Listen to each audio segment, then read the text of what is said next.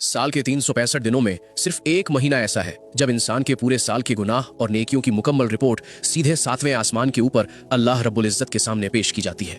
ये महीना ना रमजान है ना मुहर्रम, ये वो महीना है जो अभी आपकी नजरों के सामने से गुजर रहा है, यानी शाबान। लेकिन अफसोस, हम में से अक्सर लोग इसी वक्त सबसे ज्यादा गाफिल यानी बेखबर होते हैं।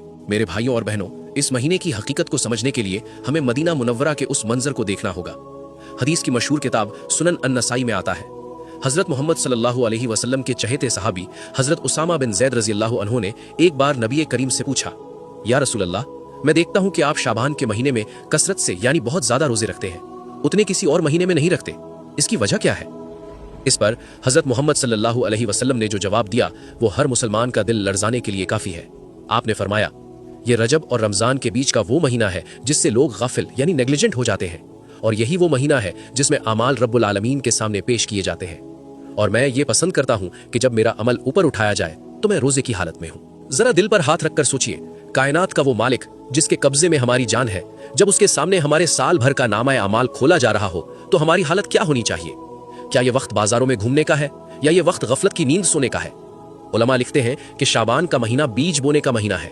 अगर आप शाबान में इबादत का बीज नहीं बोएंगे तो रमजान में फसल कैसे काटेंगे?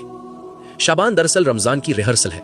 अगर बदन को अभी से इबादत और रोजे की आदत नहीं पड़ी तो रमजान के पहले 10 दिन सिर्फ थकान और सुस्ती में गुजर जाएंगे।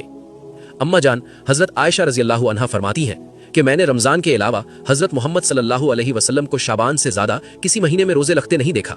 सही बुखारी 1969। वो जात जो गुनाहों से पाक है, वो तो इतनी फिक्र करे कि मेरा अमल रोजे की हालत में अल्लाह के पास जाए, और हमारी फिक्र सिर्फ ये है कि ईद के कपड़े कौन से होंगे। आज हमारे मुआशरे में शाबान को सिर्फ छुट्टी का महीना समझ लिया गया है। याद रखिए, गफलत इंसान के दिल को सख्त कर देती है। जब साल भर का खाता बंद हो रहा हो तो अक्लमंदी यही है कि उस खाते के आखिरी पन्नों पर तौबा, इस्तगफार और रोजे लिखे हों, ताकि जब अल्लाह उस फाइल को देखे तो अपनी रहमत से पिछले गुनाहों को भी माफ फरमा दे। तो मेरे अजीज दोस्तों, अभी भी देर नहीं हुई।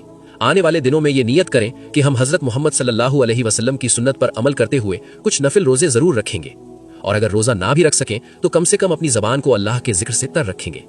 अल्लाह से दुआ है कि जब हमारे अमाल उसके सामने पेश हों तो वो हमसे राजी हो जाए। इस पैगाम को एक जिम्मेदारी समझकर शेयर करें, शायद आपकी वजह से कोई एक शख्स गफलत से जाग जाए।